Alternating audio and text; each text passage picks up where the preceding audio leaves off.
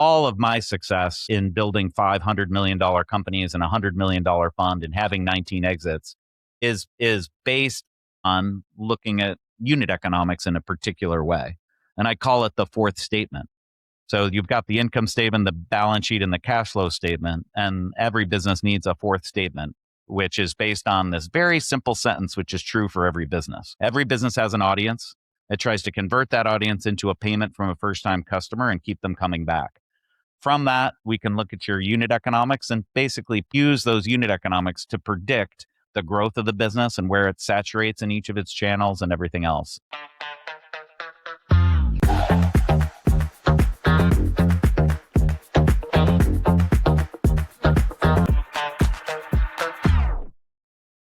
Welcome to Frank Growth. I'm Jason Shafton, and I run the growth consulting firm Winston Francois. Around here, we tell the truth about growing, the good, the bad, and the can't say it out loud ugly. Every episode, we get tactical with operators, investors, and builders about what works, what breaks, and what to do next. No fluff, no vanity metrics, no hustle theater, just signal. This is Frank Growth. Let's get into it. Today, we've got John Zdanowski talking about the 80% problem. Before we bring John in, a quick riff on today's topic. Most business owners are flying blind on customer profitability. They know their revenue, they track their expenses, but they have no idea which customers actually make them money and which ones are quietly bleeding them dry. Here are 3 problems that I see happen. 1, accounting theater. They get beautiful P&L statements that hide the truth about unit economics and customer lifetime value. 2, false revenue confidence. Top-line growth masks the fact that 80% of customers are unprofitable at current cost structures. And 3, strategy misalignment. Sales teams optimize for deals that accounting can't measure, marketing spends on channels that finance can't validate. Here's what actually works. Know your unit economics by customer segment, not just blended averages that obscure the winners and losers. Connect financial modeling to growth decisions. Every marketing dollar, every sales hire, every pricing change runs through the profitability model first. And weekly financial discipline. Monthly books are autopsy reports. Weekly, we fix problems while they're still small. That's the frame we'll use with John today. Let's get tactical. John, welcome to Frank Growth. Hey, thanks, Jason. Glad to be here. Yeah, you're co-founder and CEO of Weekly Accounting, a company that's built on the kind of provocative premise that most businesses are losing money on a lot of their customers and have no idea. You're a Harvard MBA with multiple exits. You decided to tackle one of the most boring industries in business, accounting. But your LinkedIn posts about the industry are anything but boring. You recently wrote about why every business needs 3 sets of books, why bench accounting shutdown was predictable, and why weekly financial discipline beats monthly reporting. Let's get into the math. Sounds good. Yeah, so just starting with so my real background on this post comes from Assembled Brands. And Assembled Brands is a $100 million fund that lends money against emerging consumer brands that I co-founded about 10 years ago with Adam Pritzker. And so we've invested in a couple hundred emerging consumer brands and seen the financials of 3,000 brands or more over the course of that 10-year period. And so we underwrite them with this particular way of looking at unit economics. And what I find is most brands are optimizing for revenue growth, and they should be optimizing for contribution. And the fact is most of an emerging consumer brand's customers only purchase once. And when you're optimizing for revenue growth, you're losing money on those customers that only purchase once. And there's a pretty simple kind of way to look at that. And I think people do that because they're emphasizing revenue growth, and they do that because they overestimate the number of times their customers will purchase. Yeah. You wrote a LinkedIn post titled "Stop Losing Money on 80% of Your Customers," which I think is what you're talking about here. And that's a bold claim. What's the actual math that kind of underlies that? Well, the first thing is that, direct to consumer company might sell something for $80, for example, and their gross margins might be 50, 60%. So they might make $50 of gross profit. And if they spend $50, then they're going to break even on that first customer. And that can be okay. But a lot of the brands that we see, we have to tell them to tune down their ad spend so that they optimize not for getting the next new customer, hoping that they'll buy multiple times, but so they can be at least break even on that first time purchase. And it's very easy for a marketing agency to come in and want you to spend more. Their incentive is for you to spend more. Your incentive is to as a brand owner is to manage to the cash you have and grow not revenue, but the contribution and profitability of the business. And you're probably seeing it like Facebook as a channel was very, very profitable for brands 10 years ago. It's becoming sort of less and less profitable for brands as they spend at the top of their S curve. Most business owners think that their bookkeeper is handling profitability analysis. What are they actually getting instead? So you got to think about where these bookkeepers come from and what they're doing. They're like listening to the orchestra of the business and only reacting when the key of F is played. They're really only looking at financial transactions that hit the bank or a credit card. And their intention is to keep you compliant with tax rules and GAAP rules. Their intention isn't to help you see their business better. So your bookkeeper can tell you if you were profitable last month, after they close the books. But they're not looking at your sales funnel. They're not looking at your ad spend. They're not looking at conversion rates. They're not looking at repeat purchases, and they're not looking at the unit economics of the business. All of my success in building $500 million companies and a $100 million fund and having 19 exits is based on looking at unit economics in a particular way. And I call it the fourth statement. So you've got the income statement, the balance sheet, and the cash flow statement, and every business needs a fourth statement, which is based on this very simple sentence, which is true for every business. Every business has an audience. It tries to convert that audience into a payment from a first-time customer and keep them coming back.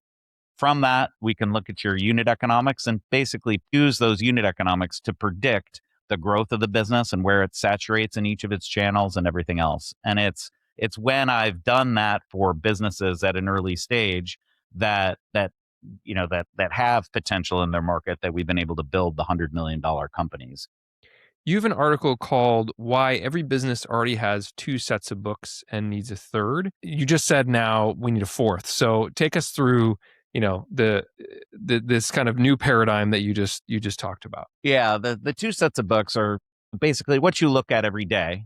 Mm-hmm. And then there's what you send to the IRS. The third set of books is about the operations of the business on a weekly basis. And that's looking at, just for direct to consumer, visitors to the website, conversion rate, purchases from new customers, purchases from repeat customers.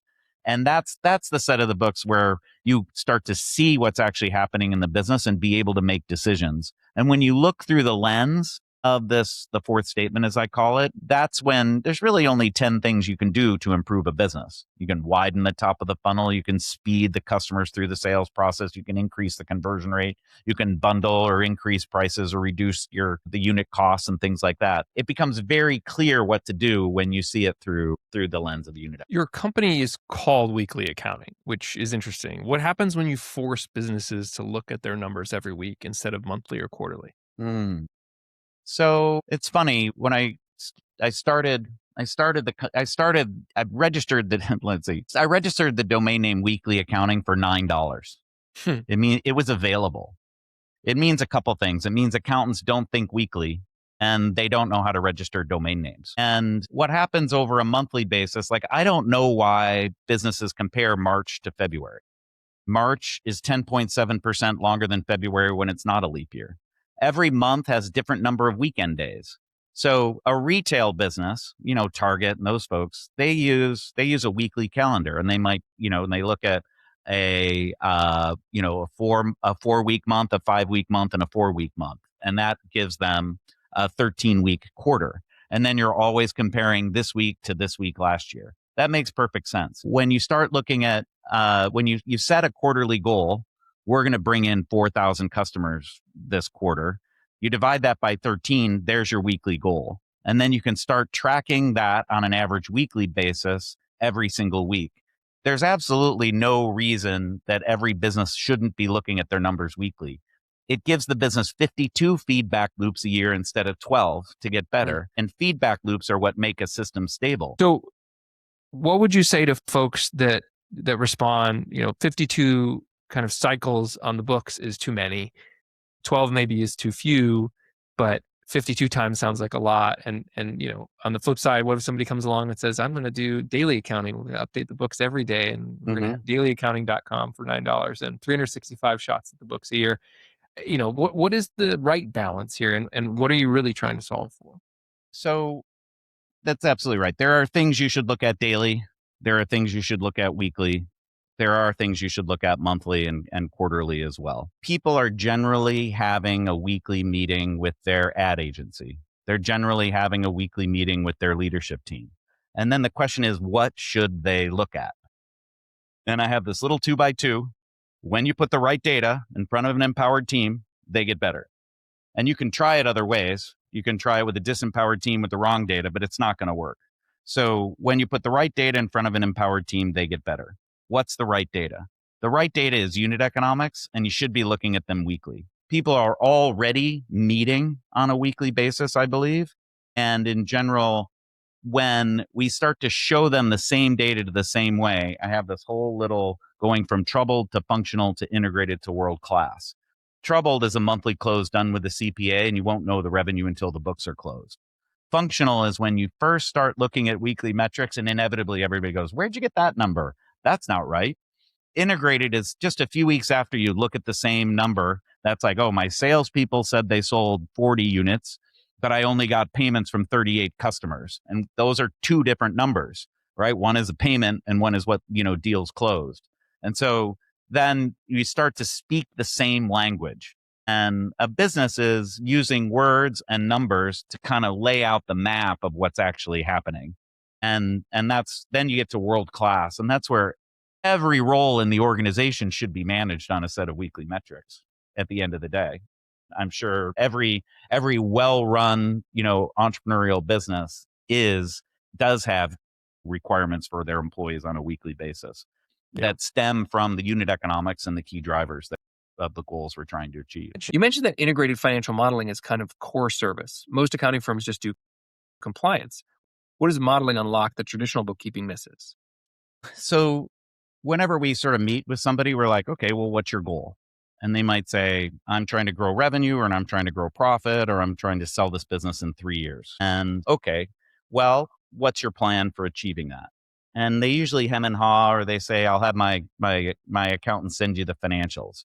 That's when I know they're operating without a map. So an integrated financial model takes data from every business application and then shows it on a monthly, quarterly, and annual basis. This is based on your audience going through a payment to a first-time customer and repeat customer, and then unit economics. That sits above the income statement and the balance sheet. And we look at it monthly, quarterly, and annual. Then we forecast revenue growth and cash with that, and then set goals and performance metrics.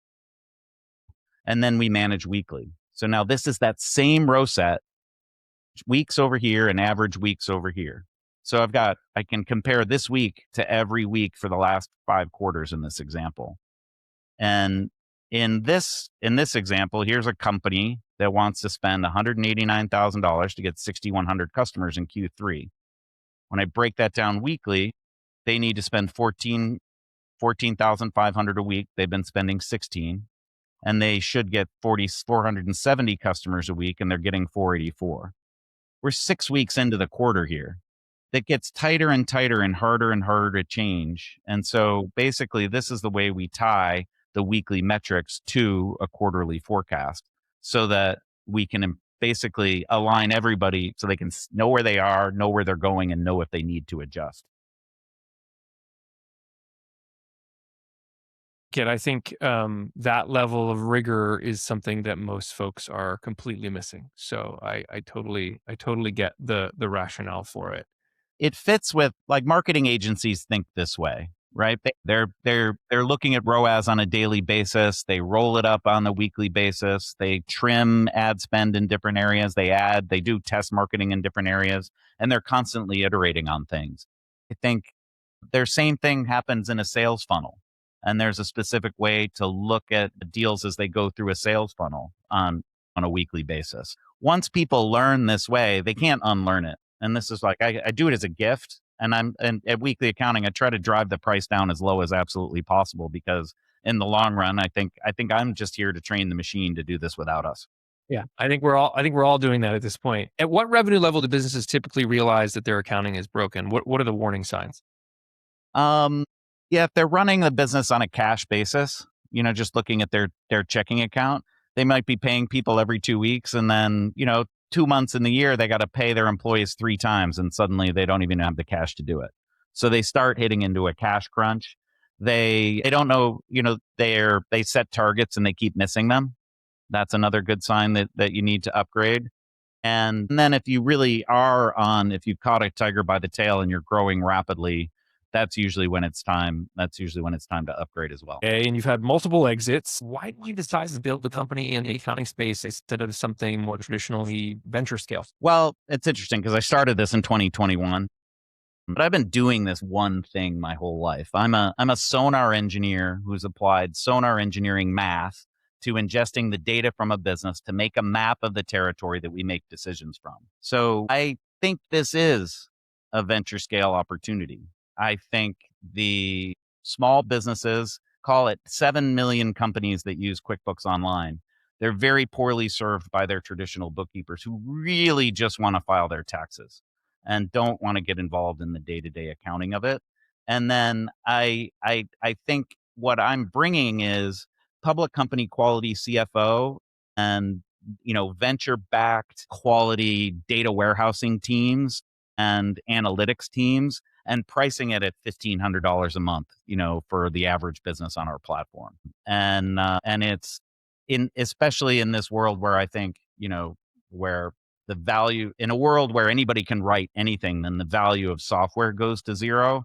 Then, it takes a team like ours that is able to use and incorporate all the different tools that are out there, from the basic things that used to exist, like data warehousing and, connected sheets and all these other things, to now the machine can basically, in about 20 minutes, I walked through going through a business's integrated financial model. I took the transcript, I gave it to OpenClaw on my Mac Mini, and I said, develop an IFM reading skill.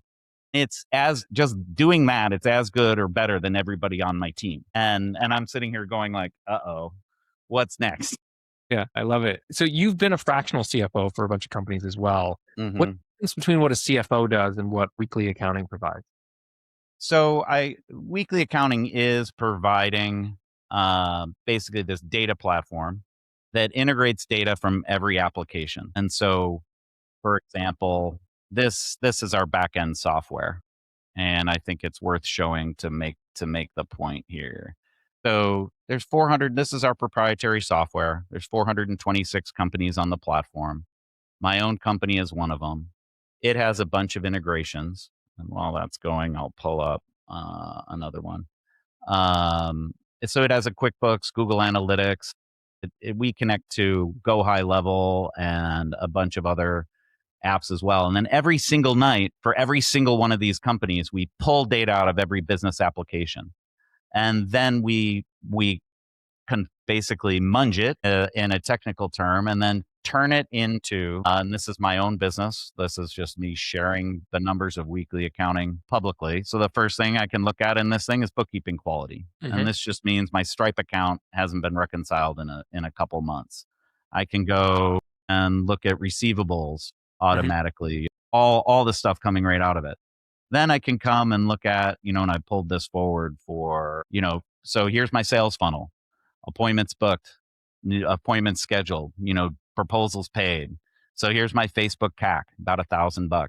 And then you can see how it's grown. Here it is quarterly. We're just like growing rapidly. We'll do about $1 million in Q2, and we've been doing it profitably, which is a little bit crazy, but we're growing 50, here's 50, 60, 70% per year. And it is, I'm going to be able to triple this business with the same team.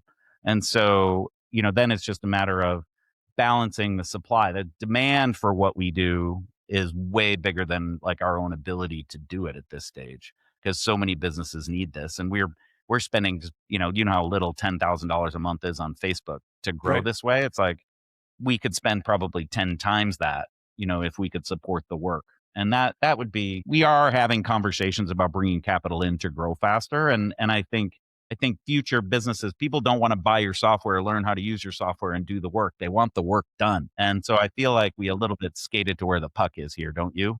So John, for business owners who suspect they're losing money on most customers, what's the first number that they should actually calculate? It's the lifetime gross profit to CAC ratio. And so you get lifetime gross profit, by taking the number of purchases per customer times your average order value times your gross margin. That's lifetime gross profit. And then you look at your customer acquisition cost. And in general, I have seen businesses try to operate with like a 1.7 lifetime gross profit to CAC ratio. And that's like driving your little 4-cylinder car with the pedal to the metal up a hill. You're grinding the engine and your gas mileage is terrible. You should back off the gas pedal and you'll be much more efficient. And in this case, you should be optimizing for contribution, not revenue growth. All right, John, this is my favorite part. Lightning round, quick questions, quick answers. So you ready? One financial metric that most business owners ignore but shouldn't. Contribution. So contribution is gross profit less all your sales and marketing. It should be on a standard P&L. It's not. One big accounting mistake that profitable companies are making. This is one that catches me all the time. It's like I end up wanting to give bonuses to people at the end of the year, and I didn't accrue for it or save the money for it. So accruing for annual things that you know you're going to do. Finish this sentence. The business owner who figures out customer profitability is the one who will grow most capital efficiently. You've been doing this a long time. You're a sonar engineer. Now you're this kind of CFO who is prognosticating weekly accounting being a huge part of the answer.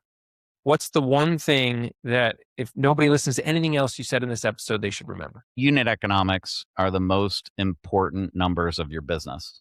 And if you don't know them, I'd be happy to help and do it as a gift. John, this was eye-opening and exactly why I do the show. Where can folks find you and your businesses online and get in touch to take you up and take your offer of one of these gifts? That's at weeklyaccounting.com, or you can connect to me on LinkedIn and reach out. And I'm the only John Zdanowski on there. Thanks for coming on, John. This was great. All right. Thanks, Jason. That was John Zdanowski in a wake-up call about what your books aren't telling you. Here are my top 3 takeaways from today. If you don't remember anything else, remember this. 1, your business needs a fourth statement, and it's built on one sentence. Every business has an audience, converts that audience into a first-time customer, and tries to keep them coming back. John calls this the fourth statement, sitting above the income statement, the balance sheet, and the cash flow statement. When you see your business through that lens, there are really only about 10 levers you can pull. Widen the funnel, speed the sales process, increase conversion, adjust pricing, reduce your costs. It makes what to do next obvious. 2, stop optimizing for revenue growth. Optimize for contribution. Most brands are selling dollars for 94 cents and growing their way into a cash crisis.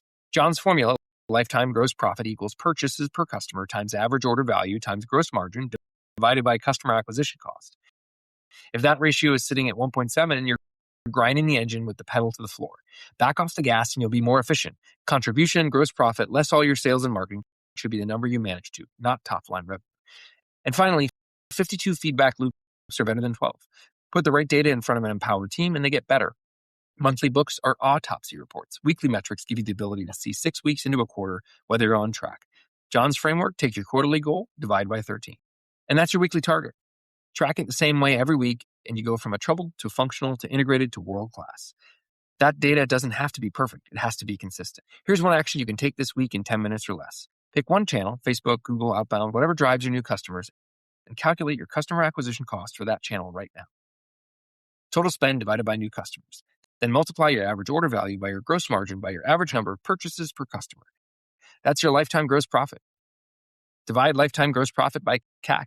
And if that number isn't comfortably above 2, you're spending too much to acquire customers who aren't paying you back. All right, that's Frank Growth. If this gave you something you can use this week, you can follow the show, share it with one operator or founder who needs it. I'm Jason Shafton from Winston Francois. We help companies build sustainable, repeatable growth with a proven operating system. Show notes and takeaways are in the description. Be frank and keep growing.